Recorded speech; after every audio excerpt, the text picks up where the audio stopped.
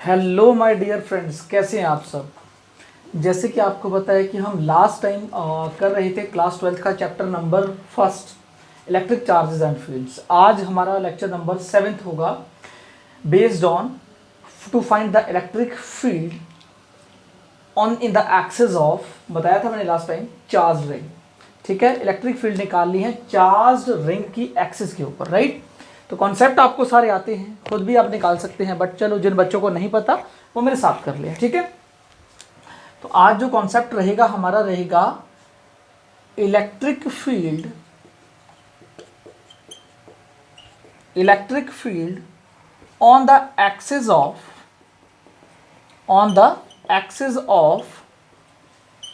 Charge ring की axis पे हमने निकालनी है क्या, फील्ड निकालनी है। बात समझ में? चार्ज रिंग का मतलब electric field on the axis of charge ring means, मान लीजिए मेरे पास एक ये चार्ज रिंग है, ठीक है। चार्ज का मतलब यहाँ पर एक यूनिफॉर्मली चार्ज इसके ऊपर डिस्ट्रीब्यूट किया गया है। ओके, चलो ठीक है, मान लेते हैं चार्ज डिस्ट्रीब्यूट किया गया है। वो जो क्यू चार्ज है वो इसके ऊपर डिस्ट्रीब्यूट किया गया। अब आपको इसकी एक्सिस पे बताना है, इस रिंग की, चार्ज रिंग की एक्सिस पे। मान लीजिए ये इसका सेंटर है O और इसकी रेडियस है R, और इस पॉइंट पे, इस वाले पॉइंट पे, किसी पॉइंट पे भी कह सकते हैं, मान लीजिए इस पॉइंट P पे मुझे क्या निकालनी है, इलेक्ट्रिक फील्ड निकालनी है। ठीक है, क्या निकालनी है, इलेक्ट्रिक फील्ड निकालनी है। अब यहाँ पर अगेन मैं आपको बता दूं, सेंटर ऑफ मास का कॉन्सेप्ट नहीं चलने वाला कि सारा मास सेंटर पे आ जाए और यहाँ से यहाँ डिस्टेंस देख लें और हम लोग तो सोचें कि इलेक्ट्रिक फील्ड निकल जाएगी।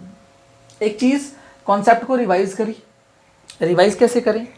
अगर यहाँ पर मेरे पास इलेक्ट्रिक फील्ड है, ठीक है, अगर पॉजिटिव चार्ज है तो electric field away from the charge रहेगी। अगर यहाँ पर नेगेटिव चार्ज है तो electric field towards the charge रहेगी। ये सब कहानी तो आपको पहले से पता है, ठीक है। थोड़ा सा माइंड में, जिन बच्चों को नए हैं वो बच्चे माइंड में रखें इस बात को। अब देखिए, अब मैं क्या कर सकता हूं कि सेंटर ऑफ मास का कॉन्सेप्ट तो नहीं चलने वाला, ठीक है, कि सारा मास सेंटर पे आ जाए, यहाँ की डिस्टेंस देख ले, KQ/R², हम उसकी डिस्टेंस निकाल लें। लेकिन ऐसा नहीं पॉसिबल है यहाँ पर, क्योंकि यहाँ इनवर्सली प्रोपोर्शनल है x²। वो बात की बात है, अभी बाद में बताता हूँ। और O और P की जो डिस्टेंस है वो है x। कितनी है, x है मान लीजिए। अब देखिए क्या करना पड़ेगा, पहले की तरह यहाँ पर हमें एक एलिमेंट काटना पड़ेगा। क्या काटना पड़ेगा, एक एलिमेंट काटना पड़ेगा। तो आप यहाँ से एक एलिमेंट काट लीजिए, थोड़ा सा बड़ा बनाया मैंने इस एलिमेंट को, और वो जो एलिमेंट आपने इस रिंग से काटा उसको आप ऐसे इससे ज्वाइन कर दीजिए, ठीक है। और ये डिस्टेंस है r, क्या है, स्मॉल r। अब देखिए यहां जो एलिमेंट काटा इसके ऊपर चार्ज है dq और dl है इसकी लेंथ। समझिएगा, सारे कॉन्सेप्ट पहले की तरह है सारे।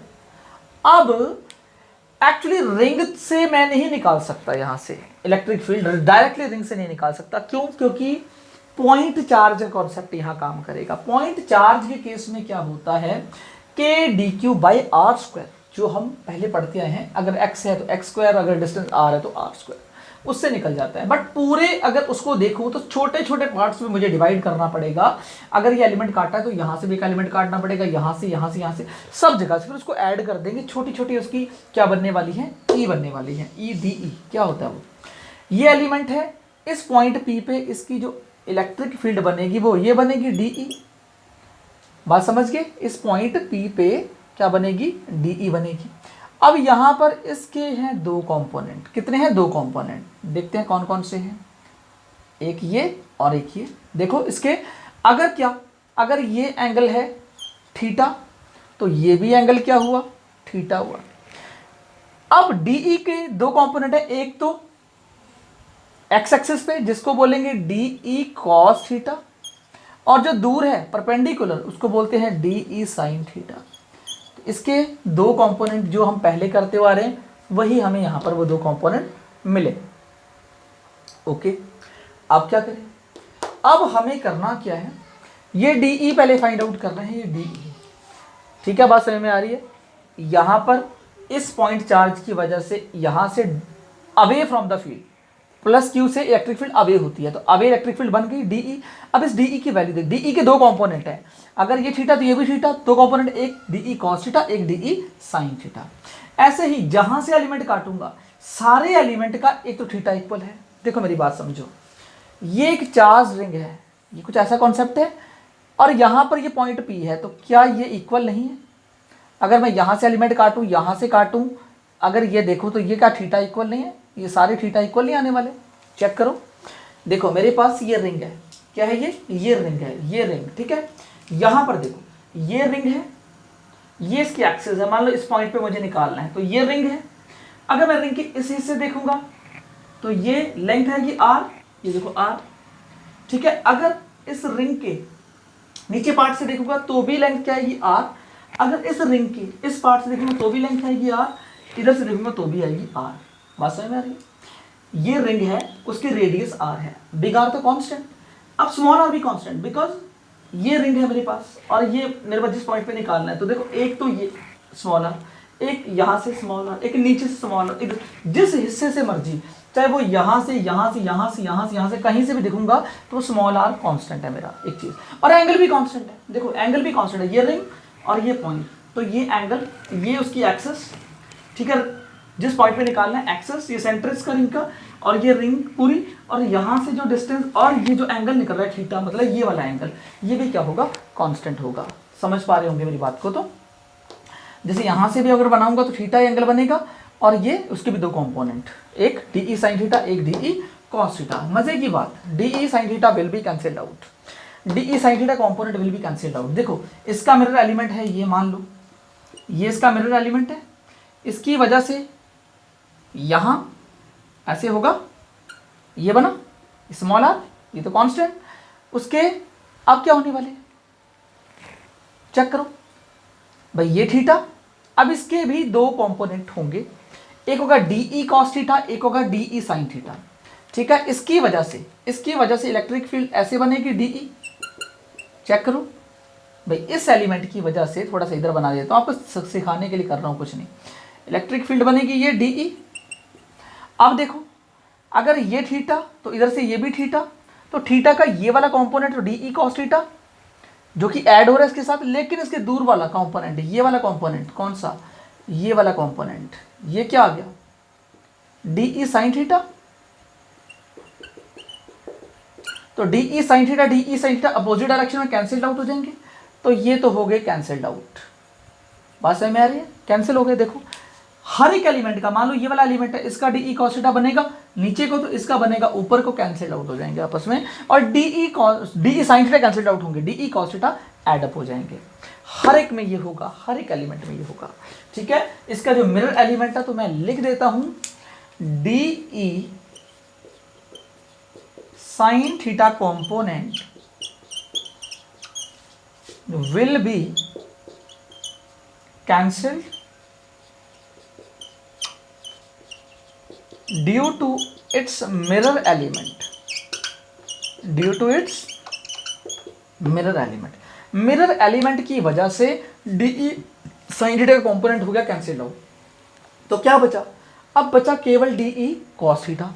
तो डीई पहले निकालो, पहले क्या निकालेंगे? डीई, तो डीई निकालते हैं, तो यहाँ आ गया डीई, यहाँ लिख लें इसको डीई, ठीक है। डीई कितना बनाएगा ये? डीई क्या होता है? K d q by r square. देखो स्मॉल आर डिस्टेंस है, के चार्ज है d q by small r square, तो आ गया d E k d q by small r square. अब समझिएगा डी क्यू को मैंने बताया था क्या लिख सकते हैं भाई, डी क्यू को लैम्डा डी एल, क्या लिख सकते हैं? Lambda d L. तो इसको हम लिखते हैं लैम्डा डी एल, लिख देंगे, ठीक है। अब हमें क्या करना है, इसके जो कंपोनेंट हैं डीई कॉस थीटा ऐड करना है ना, डीई कॉस थीटा, तो पहले इसको चेंज कर लेते हैं। ये हो गया के डी क्यू की जगह लगा रहा हूं मैं लैम्डा डी एल, क्या लगा दिया?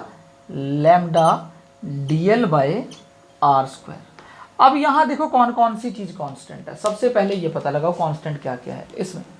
एक तो small r sorry x constant, एक स्मॉल आर कांस्टेंट और एक बिग आर कांस्टेंट और थीटा भी कांस्टेंट, सारी चीजें कांस्टेंट है लगभग। चेक करो दोबारा से, small r constant, big r constant, ना तो बिग आर चेंज होगा ना स्मॉल आर चेंज होगा, यहां से भी स्मॉल आर यहां से भी स्मॉल आर, ना एंगल थीटा चेंज हो रहा है और ना ही एक्स चेंज हो रहा है, ये सारी चीजें हैं कांस्टेंट। तो मैं लिख रहा हूं कांस्टेंट क्या क्या है यहां पर, ठीक है। कांस्टेंट है small r, big r, small x और थीटा, ये सारे क्या हैं कांस्टेंट है, मतलब सेम है। कोई चीज अगर बदल रही हो बताओ मुझे। थीटा सेम, अरे भाई ये सर्कल और ये पॉइंट, तो थीटा तो सब जगह सेम आने वाला है, थीटा सेम, और एक्सिस से डिस्टेंस इस पॉइंट की वो भी सेम, जिसको स्मॉल एक्स बोले हैं। आर भी सेम, हर पॉइंट से देखेंगे आर आएगा, इधर से भी आर, इधर से भी आर, ठीक है। तो ये सब चीजें होने वाली हैं सेम। अब हमें क्या चाहिए, डी, हमें चाहिए डी ई कॉस थीटा। तो अब अगर मैं निकालना चाहता हूं ई नेट, ई नेट क्या आएगा, डी ई कॉस थीटा का कंपोनेंट इंटीग्रेट करना पड़ेगा, ठीक है। क्या करना पड़ेगा, इंटीग्रेट करना पड़ेगा डी ई कॉस थीटा। करिए इसको इंटीग्रेट, ठीक है। मैं इसको रिमूव करता हूं, तो ये कर दिया मैंने रिमूव, ये वाला पार्ट, ठीक है, ये पार्ट मैं कर रहा हूं रिमूव। एक चीज और समझिएगा, लैम्डा डीएल की इस केस में जरूरत हमें नहीं पड़ेगी, लैम्डा डीएल की हम इसी वैल्यू से ही निकाल लेंगे डी ई कॉस थीटा। कैसे, अब देखिए, डी की जगह लगाइए k d q by r square, तो लगाइए k d q by r square into क्या है, इंटू है कॉस थीटा, तो लगाइए कॉस थीटा। अब देखो, अब एक स्टेप नीचे भी कर सकते हैं, फिर उधर भी जगह है। तो ई नेट कितना आ रहा है, k constant, d upon r square constant into cos theta constant. भाई थीटा भी तो कांस्टेंट है इस बार, ये थीटा में वेरिएबल थोड़ी ना जो इसको हम इंटीग्रेट करेंगे। तो क्या डी क्यू का इंटीग्रेट आ गया, ये small Q Q Q Q Q Q Q सबको जब ऐड करूंगा तो कितना चार्ज हमने बांटा था, बिग क्यू चार्ज, तो यहां पर आ जाएगा क्यू। तो यहां जो ई नेट आया मेरे पास वो निकल के आया के बाई आर स्क्वायर, मतलब k cos theta by r square into big q. छोटे छोटे छोटे छोटे क्यू मिलके क्या बन गए, सारी चार्ज पे इकट्ठा कर दिया तो बन गए बिग क्यू, क्योंकि बिग क्यू ही चार्ज हमने इनको डिस्ट्रीब्यूट किया था। मैंने फिर बताया लैम्डा डीएल की जरूरत नहीं पड़ी, ठीक है। अगर इसकी पड़ती तो आप यूज कर सकते हो, लेकिन यहां पर इसकी हमें लैम्डा डीएल की जरूरत नहीं पड़ी, इसलिए मैंने इसको यूज नहीं किया, डायरेक्टली ये हो गया। क्योंकि इस बारी कांस्टेंट है ना, सारी चीजें कांस्टेंट है, सारी चीजें अगर कांस्टेंट नहीं होती तो फिर लैम्डा डीएल से करते, ठीक है। अब ये चीज आ गई यहाँ, अब क्या करें यहाँ पर, तो ई नेट आ गया इजिकल्स टू ई नेट कितना आ गया, k q by r square into cos को चेंज करो, कॉस थीटा को मैं क्या कर सकता हूँ, इस एंगल में देखो, इस वाले ट्रायंगल में, इस ट्रायंगल को बाहर निकाल लो, इस ट्रायंगल में, छोटे से ट्रायंगल में इसको मिटा देते हैं, ये वाला पार्ट रिमूव कर देते हैं, ठीक है, ये वाला पार्ट। अब देखिए बहुत इंपॉर्टेंट है बोर्ड पॉइंट ऑफ व्यू से, ये वाला पार्ट बाहर निकाल लेते हैं, ठीक है। यहां पर ये एंगल थीटा, ठीक है, और ये है एक्स, और ये है आपका आर, और ये है स्मॉल आर। अब इसमें क्या निकालूं, कॉस थीटा, कॉस थीटा क्या होता है, बेस अपॉन हाइपोटेन्यूज, बेस कितना है एक्स, हाइपोटेन्यूज है आर, यूज कर दूं यहाँ, तो यहाँ लगा दूं एक्स बाई आर, तो ये हो गया ई नेट हो गया k q x upon r cube. ये तो कहानी आई मेरी इसकी, ठीक है। अब हम क्या करते हैं, एक्चुअल में किताब में आपको बुक में जो है आप देखेंगे जब डेरिवेशन करते हैं तो ये नहीं होता, बस एक्चुअल में सही है, आर को भी वो चेंज करते हैं, आर को बिग आर और स्मॉल आर की रिस्पेक्ट में हमें और ओपन करना है, करते हैं जरा।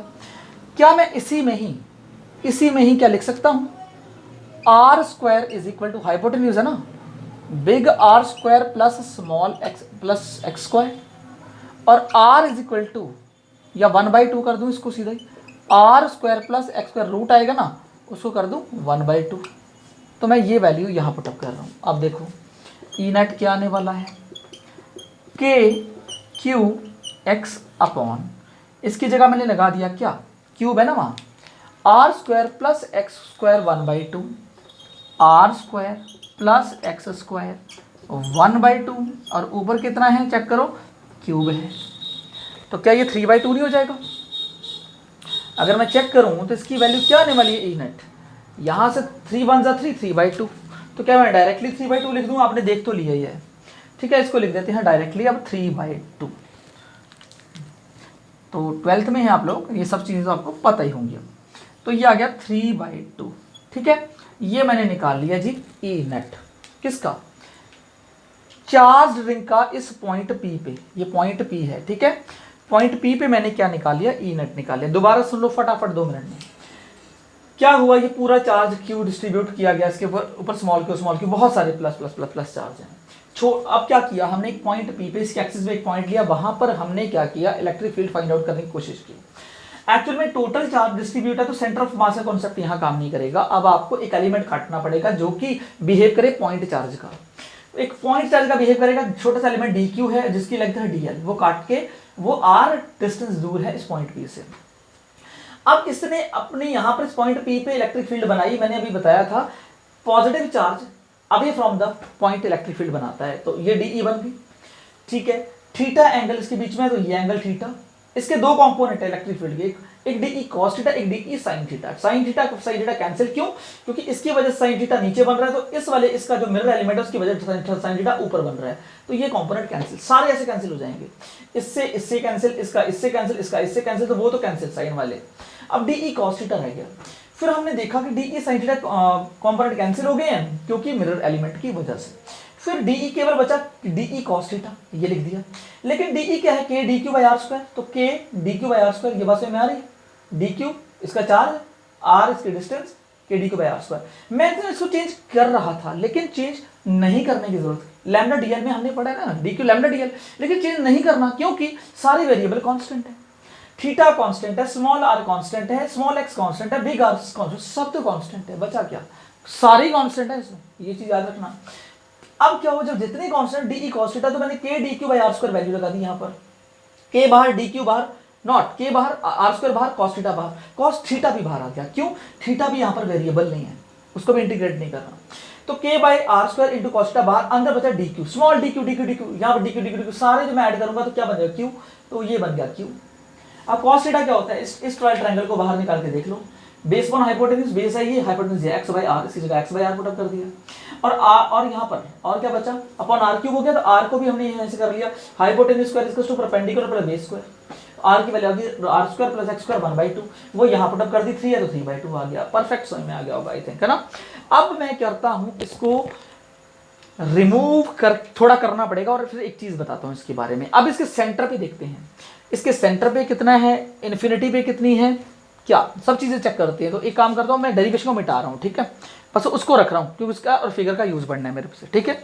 तो आप इसका स्क्रीनशॉट ले लो, अब मिटा रहा हूँ मैं इसको। अब देखो कुछ कॉन्सेप्ट आपको बताने हैं ना, वो जरूरी है इस फिगर के साथ। अब देखो क्या, सबसे पहले लेट कर लो, पहला वेरी इंपॉर्टेंट, अगर मैं x 0 कर दूं, चेक करो एट सेंटर, सेंटर की बात कर रहा हूं, अगर सेंटर पे मुझे इलेक्ट्रिक फील्ड यहां देखनी हो तो एट सेंटर क्या करना पड़ेगा, x 0 करना पड़ेगा। x अगर 0 होगा तो सेंटर पे इलेक्ट्रिक फील्ड क्या हो जाएगी, यहां पर x मल्टीप्लाई में 0 के मल्टीप्लाई जब करेंगे तो सेंटर पे इलेक्ट्रिक फील्ड 0 आ जाएगी। तो ध्यान रखिएगा, सेंटर पे इलेक्ट्रिक फील्ड 0 होती है, इस सेंटर पे इलेक्ट्रिक फील्ड 0 मिलने वाली है, ठीक है, और हर जगह होगी लेकिन सेंटर पे 0 मिलेगी बिकॉज ऑफ दिस। ये बात समझ गए, ठीक है। अब एक काम करते हैं, सेंटर की बात आपने कर ली, अब इन्फिनिटी पे क्या होगा, अगर मानो मैं एक काम करता हूं कि x इन्फिनिटी पे ले चलते हैं इसको, कहां, इन्फिनिटी, चलो देखते हैं। अब मैं अगर बोलूं at infinity, at infinity, infinity पे क्या होगा चेक करना यार। इसी रिंग को, ये रिंग मेरे पास है, बहुत बड़ी नजर आ रही है मुझे, बहुत बड़ी, मैं 1 किलोमीटर दूर चला गया, 2 किलोमीटर दूर चला गया, इतनी बड़ी रिंग पहले थी जो कि एक्सटेंडेड चार्ज जैसी दिख रही थी, मैं दूर गया तो मुझे पॉइंट चार्ज वाली दिखने लगी, छोटी सी दिखने लगी, ये रिंग बहुत बड़ी थी इतनी, और मैं दूर जाता गया 2 किलोमीटर 3 किलोमीटर, इतनी सी ये इतनी रिंग दिखने लगी, दूर 5 किलोमीटर से मान लो इतनी सी रिंग, पहले इतनी बड़ी थी, दूर डिस्टेंस बढ़ता गया मतलब x बढ़ता जा रहा है, रिंग वहीं पर ही है, ये रिंग है, x बढ़ता जा रहा है। अब मान लो 3-4 किलोमीटर बढ़ गया तो वहां से अब ये रिंग इतनी सी दिखने लग गई, मतलब as a point charge behave करना शुरू कर दिया इसने। तो मुझे बताओ जब मैं 2 किलोमीटर चले जाऊंगा तो x मेरा जो इस रिंग का r है, बिग R जो रेडियस है उससे बहुत बड़ा हो जाएगा। वही कॉन्सेप्ट यहां काम कर रहा है। इन्फिनिटी पे क्या होगा, जो x है वो बहुत बहुत बड़ा हो जाएगा r से। तो क्या हम इसमें से r निगलेक्ट कर सकते हैं? कर दो r निगलेक्ट, r बहुत छोटा हो गया। तो ई नेट क्या बचेगा इन्फिनिटी पे, क्योंकि as a point charge behave कर रहा है। मैं आपको प्रूव करके भी दिखाता हूं भाई। K q x upon r neglect हो गया, बचा एक्स स्क्वायर और ऊपर है 3/2, 2 से 2 कटा। तो क्या आया answer, r square plus x square x q. हाँ ऑब्वियसली सही है। यह आ गया k q x upon x square into x, अलग लिख लो क्यूब है, इस एक्स से ये कट गया। तो फाइनल जो आंसर मिला मुझे मिला इसका, मैं यहाँ लिख देता हूँ, ई नेट मिला कितना, के क्यू बाई एक्स स्क्वायर। क्या बात है, क्या यही आंसर उसका नहीं है पॉइंट चार्ज का? पॉइंट चार्ज, ये रिंग इतनी बड़ी थी, यहाँ पर बहुत बड़ी रिंग थी, ठीक है, एक्सटेंडेड चार्ज की तरह। दूर जाते गए इतनी दूर चले गए, ये रिंग अब इतनी से दिखने लग गई, तो पॉइंट चार्ज जैसा बिहेव कर रही है। ठीक है, पॉइंट चार्ज का फॉर्मूला क्या था, के क्यू बाई आर स्क्वायर। तो डिस्टेंस इसके और उस पॉइंट के बीच में 2 किलोमीटर के पॉइंट के बीच एक्स है, देखो k q by x square. ये as a point charge behave करना शुरू कर दिया इसने, बिहेव्स लाइक पॉइंट चार्ज। तो आपको इससे भी समझ में आ रहा होगा कि इसने पॉइंट चार्ज जैसा बिहेव करना शुरू कर दिया, कहां पर, एट इन्फिनिटी पे। बात समझिए, कॉन्सेप्ट क्लियर हुआ? ओके, एक काम करिए, इसका पहले स्क्रीनशॉट ले लीजिए, फिर चलते हैं आगे। अच्छा, एक चीज जरूर समझिएगा, एक चीज बहुत इंपॉर्टेंट है। एट इन्फिनिटी मैंने यहां लिखा, मतलब एक्स बहुत बड़ा है आर से, लेकिन सच में क्या इन्फिनिटी पे इलेक्ट्रिक फील्ड इतनी होगी?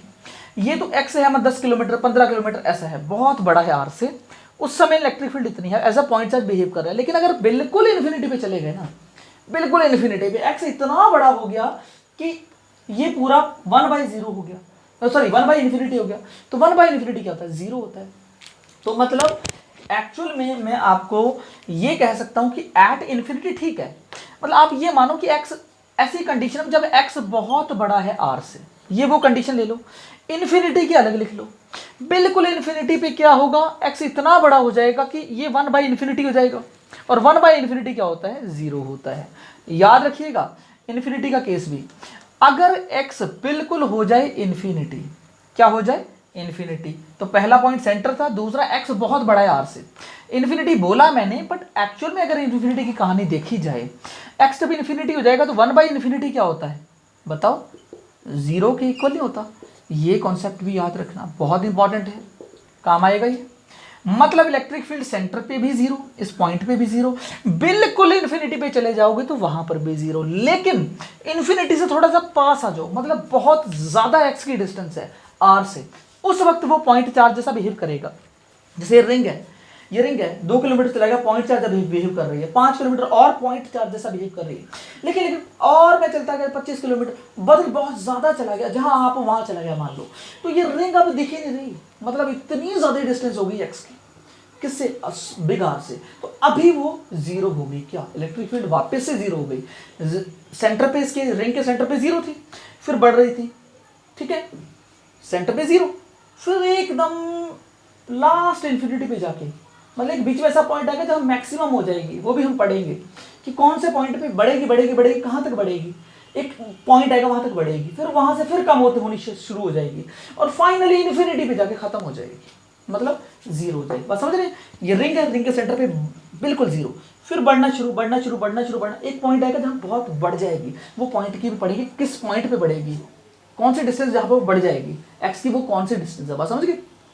फिर वहां से कम होना शुरू हो जाएगी और इन्फिनिटी पे बिल्कुल खत्म हो जाएगी, तो इन्फिनिटी पे हो गई 0।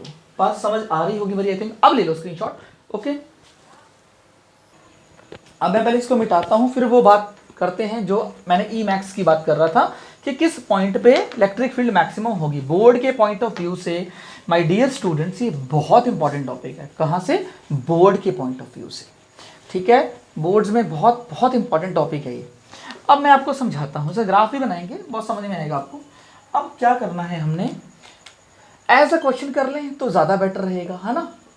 एज अ क्वेश्चन कर लेते हैं, तो लिख लीजिए for a uniform charge ring, for a uniform charge ring जिसके ऊपर चार्ज है Q और रेडियस है उसकी R, from a uniform charge ring find the value of x such that, x पता है ना वो पॉइंट जहां से रिंग के सेंटर से पॉइंट जहां इलेक्ट्रिक फील्ड फाइंड आउट करते हैं, such that electric field is maximum, electric field is maximum. वो पॉइंट बताओ जहां पर इलेक्ट्रिक फील्ड मैक्सिमम होती है, सेंटर पे 0 होती है, फिर बढ़ती रहती, किस पॉइंट पे मैक्सिमम हो जाती है, ये चीज बतानी है आपने। ऑल्सो फाइंड ई मैक्स, और ई मैक्स भी बताना है कि कितना है, ठीक है। और also plot graph, also plot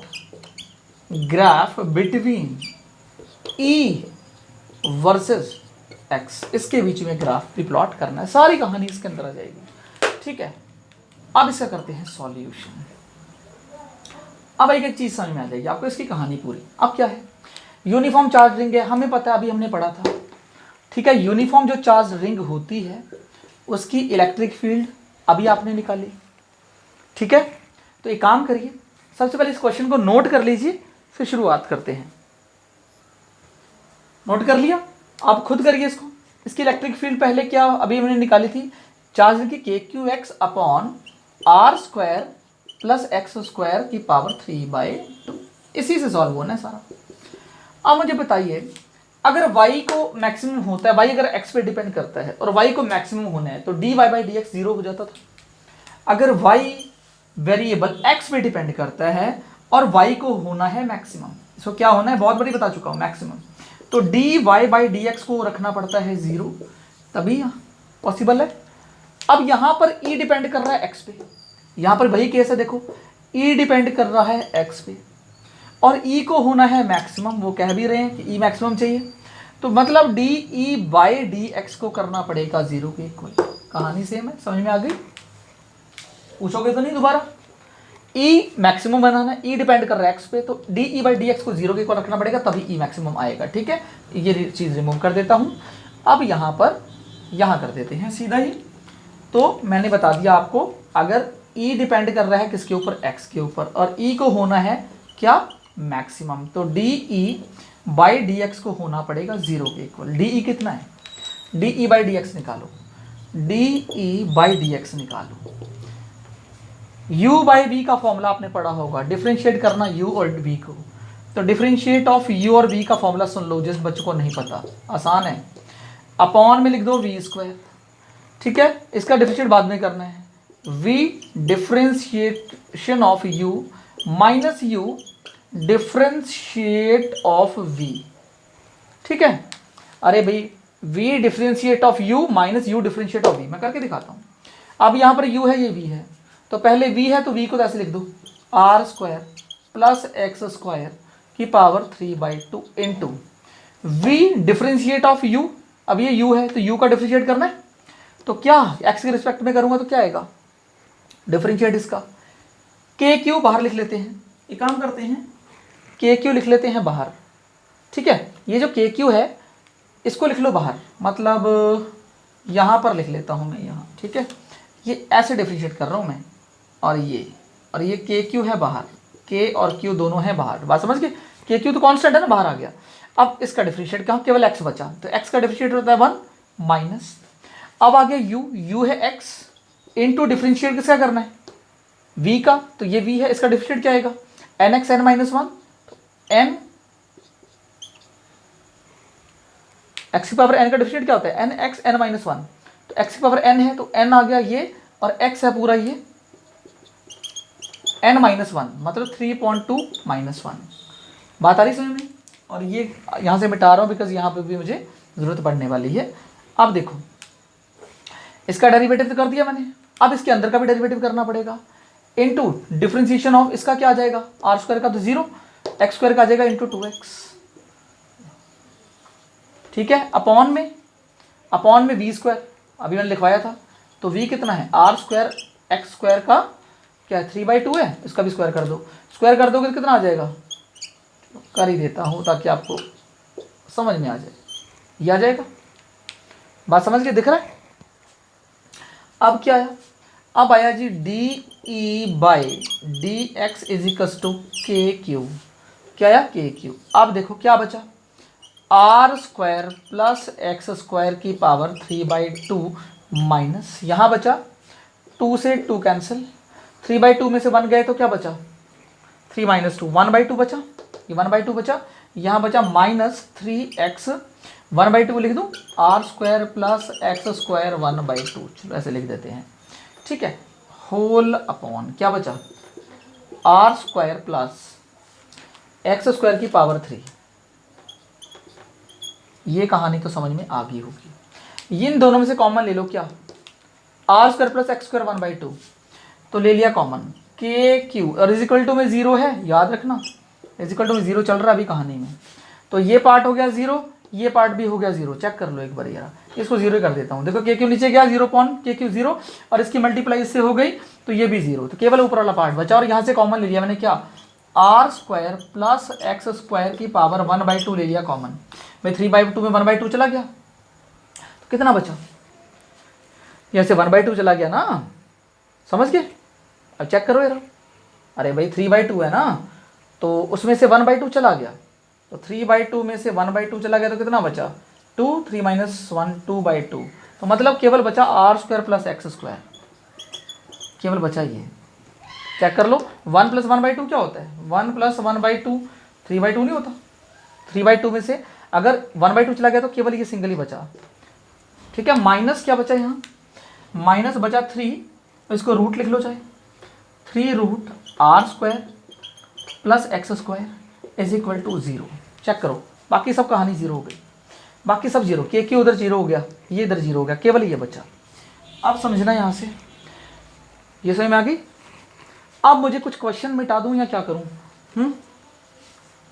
एक काम करते हैं, कुछ कॉन्सेप्ट यहाँ बता देता हूँ, ठीक है, ये मिटा देता हूँ, आपने स्क्रीनशॉट ले लिया होगा, या कुछ नीचे बता देते हैं थोड़ा। अब ये चीज़ है, इन दोनों में से कौन सी चीज़ 0 होगी, देखो ये भी 0, ये नीचे गया इसके, ये भी 0, केवल बचा क्या, केवल बचा मेरे पास r square plus x square, ठीक है, माइनस इसको चाहे हटा दो, माइनस बचा 3√r²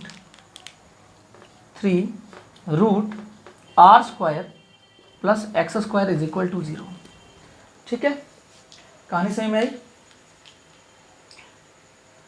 हाँ, केवल ये बचा और ये बचा, ठीक है। अब देखो क्या आने वाला है, अब ये पार्ट तो 0 के इक्वल होगा नहीं, क्योंकि √r² कौन सी चीज़ 0 के इक्वल करनी है, अब ये आपने यहाँ से करना है भाई, 3√r² प्लस एक्स स्क्वायर, ये 0 के इक्वल नहीं रख सकते, क्यों, अगर 0 के इक्वल रखोगे, अगर इसको 0 के इक्वल रखोगे तो एक काम करो, यहाँ से भी कॉमन ले लो, इन दोनों में से कॉमन ले लो,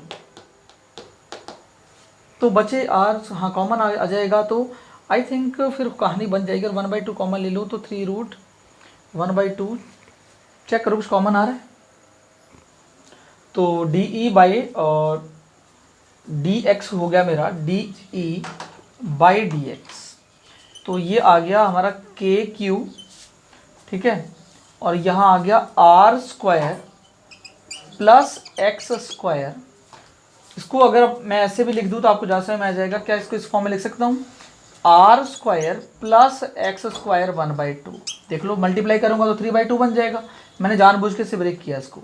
यहाँ बचा -3x², 2 से 2 कैंसिल, तो क्या बचा, बचा यहाँ पर r square plus x square की पावर 1/2, भाई ये बचा।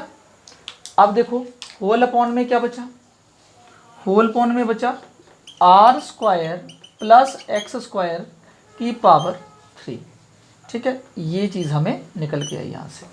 अब यहाँ से क्रॉस मल्टीप्लाई करेंगे तो ये पार्ट इससे मल्टीप्लाई 0, ये 0 के नीचे जाएगा, ये भी 0, तो अंदर जो बचा वहाँ से लेते हैं कॉमन, यहाँ से कॉमन आया r square plus x square 1/2, ये चीज़ आ गई कॉमन। ठीक है, के क्यू जीरो के नीचे जीरो और ये इससे मल्टीप्लाई जीरो से जीरो, ये चीज़ क्लियर होनी चाहिए। यहाँ बचा मेरे पास क्या, r square plus x square, इसको लिख लो, माइनस ये बाहर आ गया और ये भी बाहर, तो यहाँ क्या बचा -3x square is equal to 0। ये वाला पार्ट अगेन जीरो के नीचे जाएगा तो क्या बचा, केवल बचा r square plus x square -3x square is equal to 0। अब इसको ओपन करो, ये हो गया आर स्क्वायर -2x स्क्वायर, जब ओपन करेंगे तो हो गया आर स्क्वायर -2x स्क्वायर। ठीक है, अब इसको करते हैं सॉल्व। मैं यहाँ सॉल्व कर देता हूँ, इसको इस पॉइंट पे सॉल्व कर देते हैं। अब देखो, अब यहाँ से x की वैल्यू क्या आएगी, r square is equal to plus 2x square और x स्क्वायर आ गया आर स्क्वायर अपॉन 2। ठीक है, और x की वैल्यू जो आ गई, x is equal to r plus minus r upon √2। तो ये वो वैल्यू x की है उस रिंग के अंदर जहां पर सेंटर पे, तो रिंग के भी क्या होता है, सेंटर पे तो इलेक्ट्रिक फील्ड जीरो, फिर बढ़ती रहेगी बढ़ती रहेगी बढ़ती रहेगी, एक ऐसे पॉइंट पे जहां मैक्सिमम हो जाएगी, वो x वाला ये वाला पॉइंट है जहां पर E मैक्सिमम हो जाती है। मतलब x की वैल्यू जीरो जब होती है तो उस समय इलेक्ट्रिक फील्ड जीरो। ठीक है, हमने पढ़ा था रिंग के अंदर ऐसे, यहां पर इलेक्ट्रिक फील्ड जीरो और ये x बढ़ता जा रहा है बढ़ता जा रहा है बढ़ता जा रहा है, और x की इस वैल्यू पे r/√2 पे, मान लो यहां पर अगर r/√2 हुआ तो यहां पर मैक्सिमम E की वैल्यू हो जाएगी मैक्सिमम, मतलब सबसे ज्यादा। उसके बाद फिर से गिरनी शुरू हो जाएगी, गिरती रहेगी और इन्फिनिटी पे जाके खत्म हो जाएगी, फिर अगेन जीरो हो जाएगी। तो याद रखना है ये x की वो वैल्यू है। यही क्वेश्चन था for a uniform charge ring जिसका q उसके ऊपर चार्ज है, r उसकी रेडियस है, find the value of x such that electric field is maximum, मतलब E मैक्सिमम। अब उन्होंने ये भी पूछा है कि E मैक्सिमम भी बताओ, ये तो केवल x है, अब E मैक्सिमम भी पूछा है कि कितना है E मैक्सिमम वो बताओ। ठीक है, तो उसके लिए मैं करता हूँ, इसको रिमूव करता हूँ, फिर चलते हैं आगे। तो ये पार्ट रिमूव करता हूँ मैं।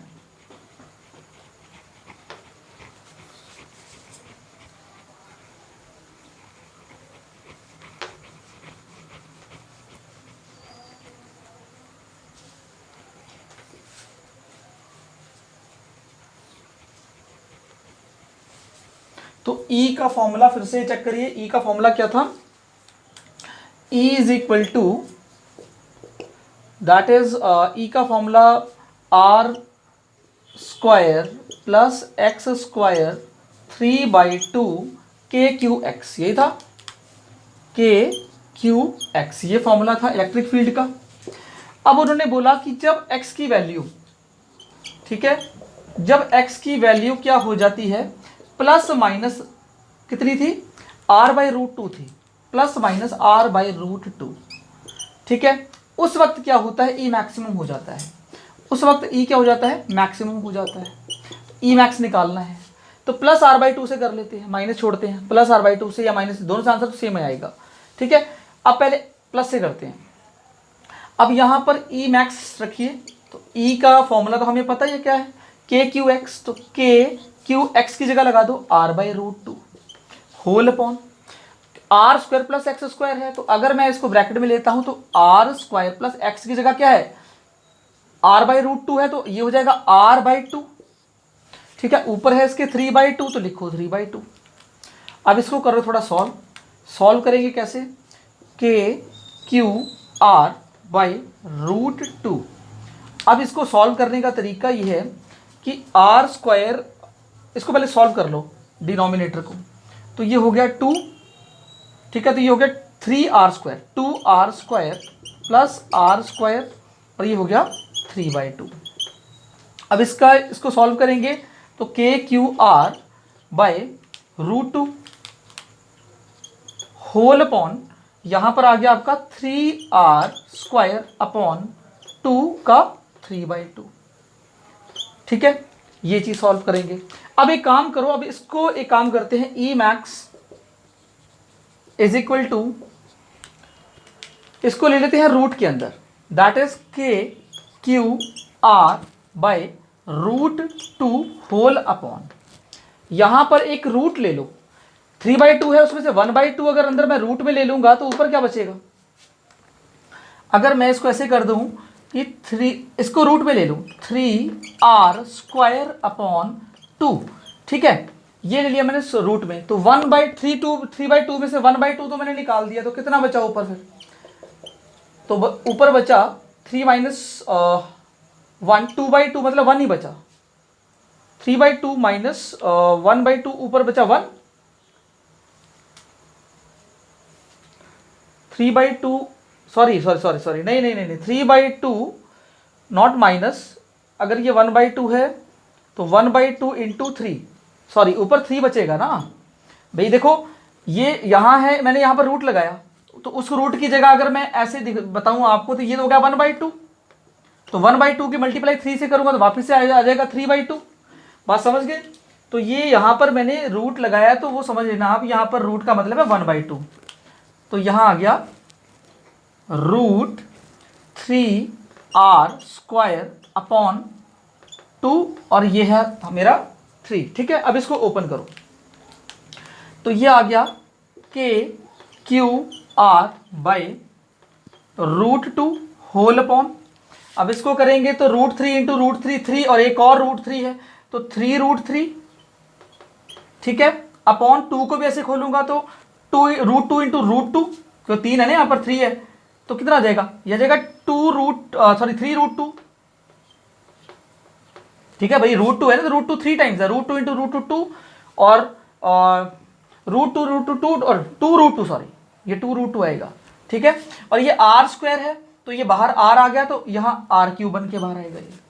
अब इसको करते हैं सॉल्व, तो KQR/√2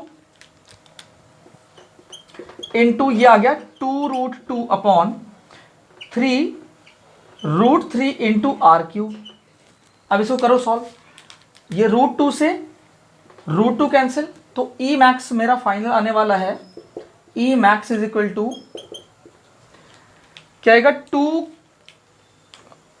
2KQR/3√3 r², एक r से r कटा तो ये r³ है ना, तो ये r² हो जाएगा, तो यहां से मैं r² इंटू r कर देता हूं, इससे ये काट देता हूं, ठीक है। तो r² बचा अपॉन बचा 3√3 r² और ये r यहां से चला गया, ठीक है।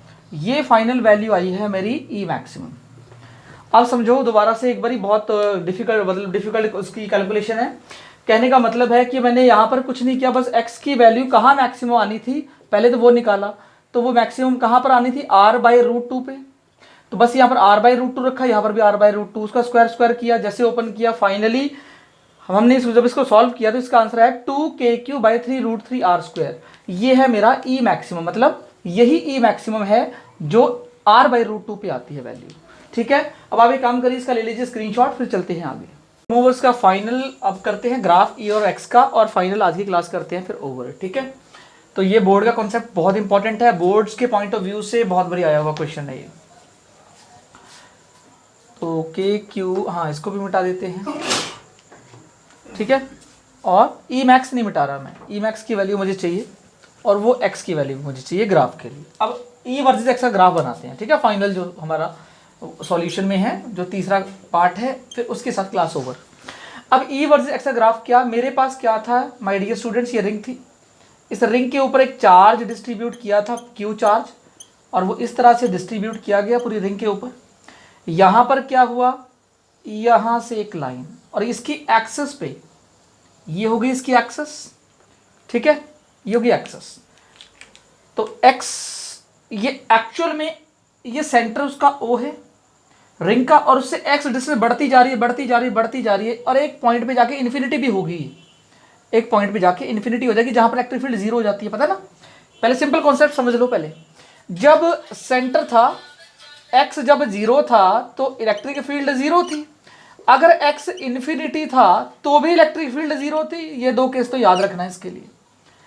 अब बीच में कहीं पर जब बढ़ जाएगी वो, ये दोनों केसों में जीरो है, बीच में मैक्सिमम होती है इस x वाले पॉइंट पे, इस पॉइंट पे मैक्सिमम हो जाती है, और उसकी मैक्सिमम वैल्यू है ये। अब शुरू में तो वह जीरो है, देखो राइट साइड में जा रहा हूं, यहां पर इलेक्ट्रिक फील्ड जीरो से ज्यादा है, ठीक है। अब यहाँ तो 0 है, यहाँ से एकदम बढ़ना, ऐसे ना बना के थोड़ा सा ऐसा कर्व एकदम बड़ी बड़ी, ठीक है, मतलब इस तरह से, हाँ ऐसे बनाओ, और फिर एकदम ये मैंने ग्राफ क्या बनाया, ठीक है। थोड़ा सा इसको और आप ऐसे बना सकते हैं, थोड़ा और हाइट दे सकते हैं इसको इस तरह से। ये ग्राफ एक्चुअली में ये कॉन्सेप्ट है क्या, समझो मेरी बात को। ये जो कॉन्सेप्ट है, यहां पर जाकर बीच में कहीं मैक्सिमम आई है इलेक्ट्रिक फील्ड, यहां पर इलेक्ट्रिक फील्ड क्या हो गई, मैक्सिमम हो गई, ई मैक्स आया यहां पर। और जो इलेक्ट्रिक फील्ड यहां मैक्सिमम आई वो कहां पर आई, एक्स की कौन सी डिस्टेंस थी, एक्स की ये डिस्टेंस थी, प्लस आर बाय रूट 2 वो डिस्टेंस थी जहां पर ई मैक्सिमम आया।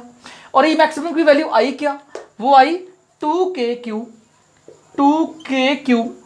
अपॉन 3 रूट 3 और आर स्क्वायर आई, ये आई ई मैक्सिमम आई, ठीक है, ये वाली आ गई।